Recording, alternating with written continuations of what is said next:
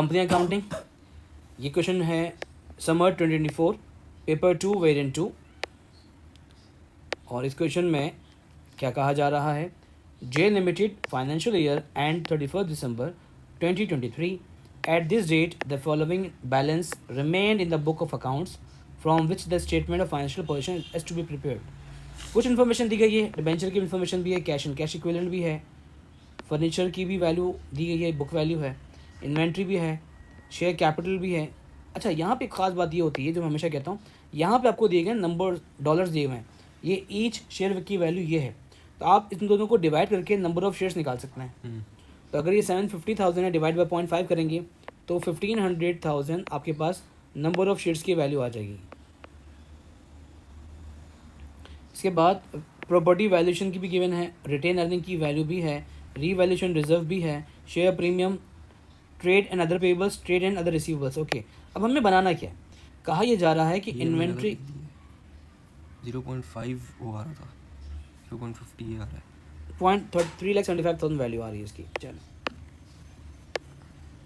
3,75,000। Okay, फिर कहा जा रहा है इसमें inventory 31 December had been under value by 3,600।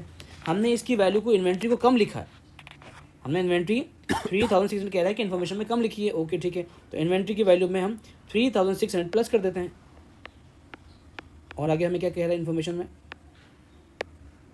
Furniture fixture had been depreciate by 25% instead of 20% by using RBM method. कह रहे हैं कि आरबीएम मेथड जो था वो आपका 20% था, और जबकि हमने गलती से बाय मिस्टेक 25% से इसकी वैल्यू को रिड्यूस कर दिया है। अच्छा जी, तो अब इसका मतलब फर्नीचर इक्विपमेंट की वैल्यू अब कितनी बताई जा रही है, 180। ये बेसिकली 25% माइनस होके वैल्यू आई हुई है, तो मैं कह सकता हूँ ये कितना परसेंट वैल्यू है, ये 75% वैल्यू बच गई है। ये जब 25% वैल्यू माइनस हो जाएगी तो कितनी वैल्यू बचेगी। अगर हमें 100% वैल्यू निकालनी है तो एक कैलकुलेशन ये होती है कि 1,80,000 को डिवाइड कर दो 75% से, आपको उसकी 100% वैल्यू मिल जाएगी। डिवाइड करें तो इसकी वैल्यू आ रही है 2,40,000। ठीक है, अब हमारे पास 100% वैल्यू मिल गई। अब हमें कितना परसेंट यूज़ करना था, 20%। 2,40,000 का आप अगर 20% डेप्रिसिएशन निकालेंगे तो आपके पास जो डेप्रिसिएशन आएगा वो होगा 48,000। और जबकि आपने ऑलरेडी इन दोनों को डिफरेंस निकालेंगे और आपने कितना डेप्रिसिएशन चार्ज किया हुआ है, 60,000। ये टोटल वैल्यू कितनी थी, 240, और आपके पास नेट बुक वैल्यू कितनी आ रही है, 180। तो यानी आपने जो डेप्रिसिएशन चार्ज किया हुआ है 60,000, जबकि एक्चुअल में कितनी वैल्यू आ रही है, तो 12,000 आपने ज़्यादा डेप्रिसिएशन चार्ज किया हुआ है।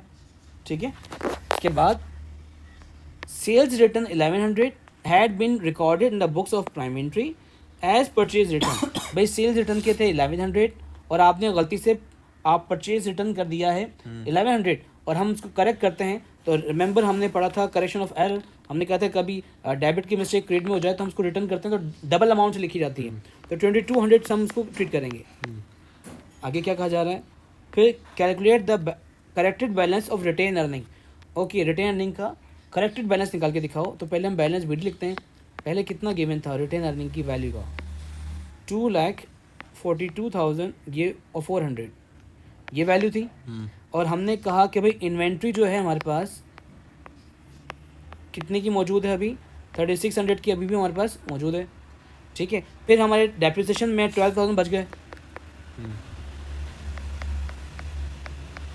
और सेल्स रिटर्न में हमारे माइनस हो गए 2,200। अब जो हमारे पास आएगा ये बैलेंस शीट ही, ये हमारा करेक्टेड प्रॉफिट होगा। So corrected value is 255,800। Okay, this was the question, 5 mark का क्वेश्चन था और हमने सॉल्व कर लिया।